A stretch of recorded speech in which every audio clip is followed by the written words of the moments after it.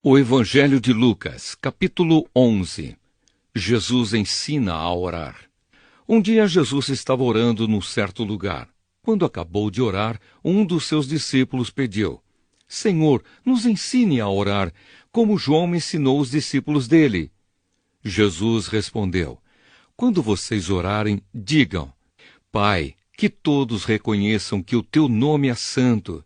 Venha o teu reino. Dá-nos cada dia o alimento que precisamos. Perdoa os nossos pecados, pois nós também perdoamos todos os que nos ofendem. E não deixes que sejamos tentados. Então Jesus disse aos seus discípulos: Imagine que um de vocês vá à casa de um amigo à meia-noite e lhe diga: Amigo, me empreste 3 pães.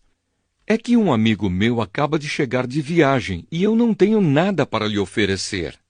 E imagine que o amigo responda lá de dentro: Não me amole, a porta já está trancada e eu e os meus filhos estamos deitados. Não posso me levantar para lhe dar os pães.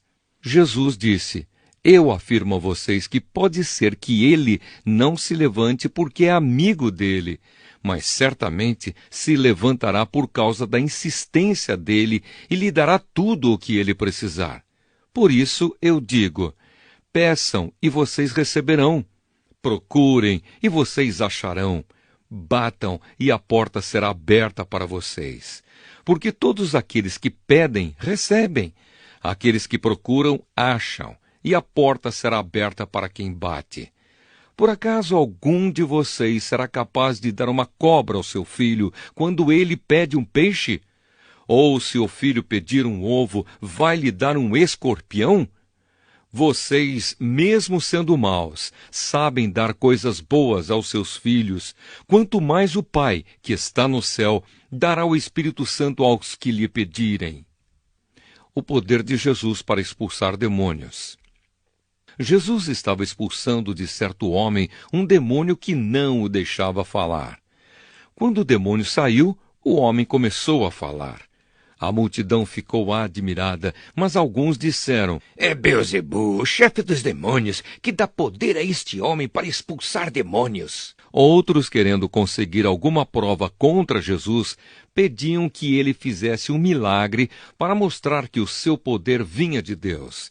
Mas Jesus, conhecendo os pensamentos deles, disse: O país que se divide em grupos que lutam entre si certamente será destruído. A família que se divide em grupos que lutam entre si também será destruída. Se o reino de Satanás tem grupos que lutam entre si, como continuará a existir? Vocês dizem que é Beelzebul que me dá poder para expulsar demônios, mas se é assim, quem dá aos seguidores de vocês o poder para expulsar demônios? Assim, os seus próprios seguidores provam que vocês estão completamente enganados. Na verdade, é pelo poder de Deus que eu expulso demônios, e isso prova que o reino de Deus já chegou até vocês. Quando um homem forte e bem armado guarda sua própria casa, tudo o que ele tem está seguro. Mas quando um homem mais forte o ataca e vence, leva todas as armas em que o outro confiava e reparte tudo o que tomou dele. Quem não é a meu favor é contra mim, e quem não me ajuda a ajuntar está espalhando. A volta do espírito mau. Jesus continuou: Quando o espírito mau sai de alguém, anda por lugares sem água, procurando onde descansar, mas não encontra. Então diz: Vou voltar para minha casa de onde saí. Aí volta e encontra a casa varrida e arrumada. Depois sai e vai buscar outros 7 espíritos piores ainda, e todos ficam morando ali. Assim a situação daquela pessoa fica pior do que antes. A verdadeira felicidade. Quando Jesus acabou de dizer isso, uma mulher que estava no meio da multidão gritou para ele: Como é feliz a mulher que pôs o Senhor no mundo e o amamentou! Mas Jesus respondeu: Mais felizes são aqueles que ouvem a mensagem de Deus e obedecem a ela. O pedido de um milagre. Quando a multidão se ajuntou em volta de Jesus, ele começou a falar e disse o seguinte: Como as pessoas de hoje são más! Pedem um milagre como sinal de aprovação de Deus, mas nenhum sinal lhes será dado, a não ser o milagre de Jonas. Assim como o profeta Jonas foi um sinal para os moradores da cidade de Nínive, assim também o Filho do Homem será um sinal para a gente de hoje. No dia do juízo, a rainha de Sabá vai se levantar e acusar vocês, pois ela veio de muito longe para ouvir os sábios ensinamentos de Salomão. E eu afirmo que o que está aqui é mais importante do que Salomão.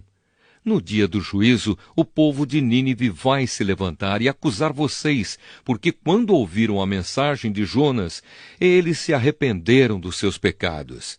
E eu afirmo que o que está aqui é mais importante do que Jonas.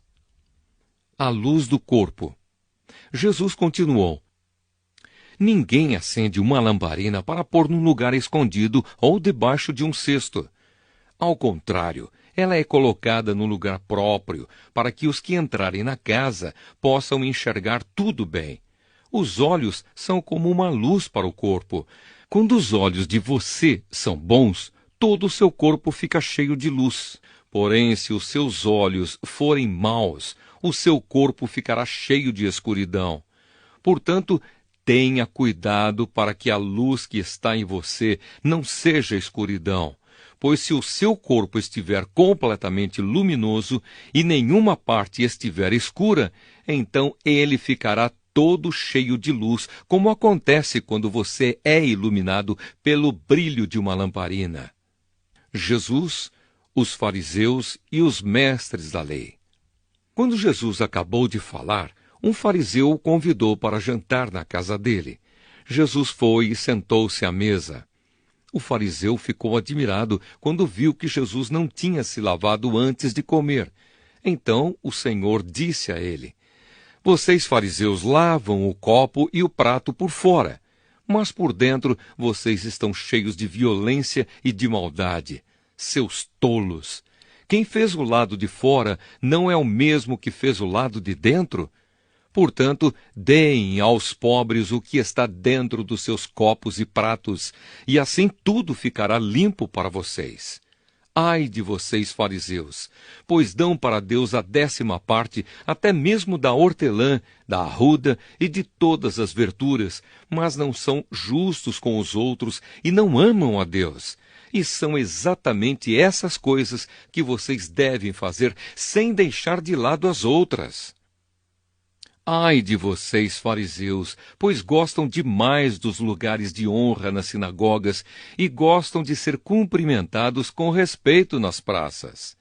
Ai de vocês, pois são como sepulturas que não se veem, sepulturas que as pessoas pisam sem perceber.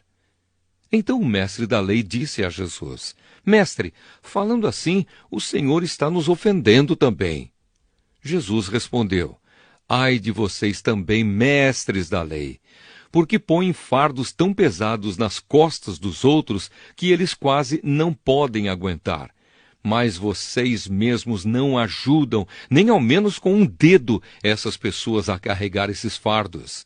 Ai de vocês, pois fazem túmulos bonitos para os profetas, os mesmos profetas que os antepassados de vocês mataram. Com isso vocês mostram que concordam com o que os seus antepassados fizeram, pois eles mataram os profetas e vocês fazem túmulos para eles.